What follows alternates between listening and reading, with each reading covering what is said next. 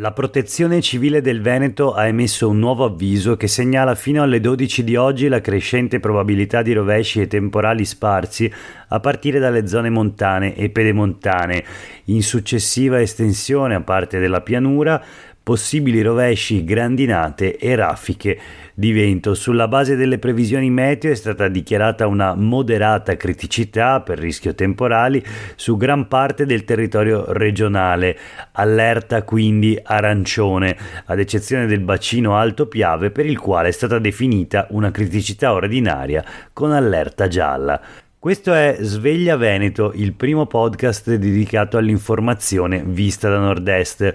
Io sono Jack Calcetto, oggi è lunedì 28 agosto 2023, la prima notizia del giorno riguarda il ritorno del maltempo, rientro dalle ferie tra bombe d'acqua e maltempo al nord, allerta in Veneto. Questo il titolo sui quotidiani del gruppo Gedi di oggi. Per la nostra regione livello innalzato da giallo ad arancione, sono possibili nubifragi, grandinate e forti raffiche di vento. Allarmi temporali anche nei prossimi giorni in Friuli Venezia Giulia e Alto Adige.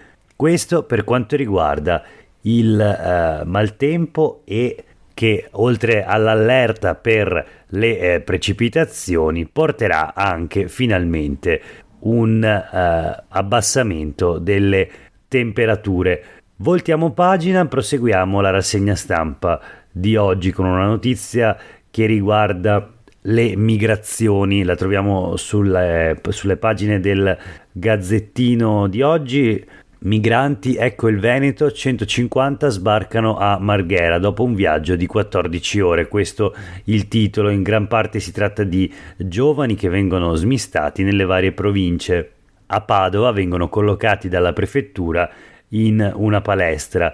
Sono 3 i pullman arrivati dalla Sicilia, il flusso è destinato ad aumentare, leggiamo, anche se naturalmente per il momento i numeri restano assolutamente gestibili. I numeri della accoglienza sono 4.300 invece i migranti ospitati a Lampedusa nel centro di prima accoglienza, 24 per fare un confronto i neo arrivati a Padova ieri, che hanno trovato posto nella terza palestra. Il racconto di uno dei volontari della Croce Rossa che gestiscono lo smistamento dei 150 migranti arrivati ieri nel tardo pomeriggio alla questura di Marghera. La situazione è sempre più grave, dice: siamo stanchissimi, io sono esausto, sono giornate impegnative, anche loro sono provati, se per noi è un viaggio di 14 ore, immaginiamoci loro quanto possono essere stanchi. 50 persone per autobus, quelli grandi per turismo, riadattati al trasporto delle persone che arrivano dalle zone più disparate dell'Africa. E poi prosegue il racconto di Giulia Zennaro sulle pagine del Gazzettino. Chiudiamo la rassegna stampa di oggi con un'altra notizia sempre dal Gazzettino, riguarda l'agricoltura, o meglio l'apicoltura, e una piccola disavventura che è avvenuta a San Pietro di Cadore in provincia di Belluno. Miele tra i rifiuti, una nuvola di api sul paese. Questo è il titolo dell'articolo di Yvonne Toscani. Allarme a San Pietro di Cadore, gettati nell'isola ecologica ben 18 telai di arnie.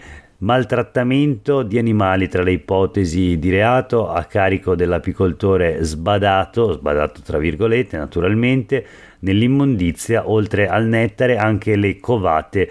Migliaia di insetti impazziti, quindi scatta l'emergenza. L'area è stata transennata dopo l'asportazione della sostanza dolce, ovvero del miele. Lo sciame si è allontanato. Ecco, questa era l'ultima notizia per questa brevissima puntata di Sveglia Veneto, il lunedì del rientro con l'emergenza maltempo, come abbiamo visto all'inizio della puntata. Grazie per aver ascoltato anche oggi il podcast Sveglia Veneto, che come sempre torna domani mattina. A tutte e tutti voi nel frattempo una buona giornata.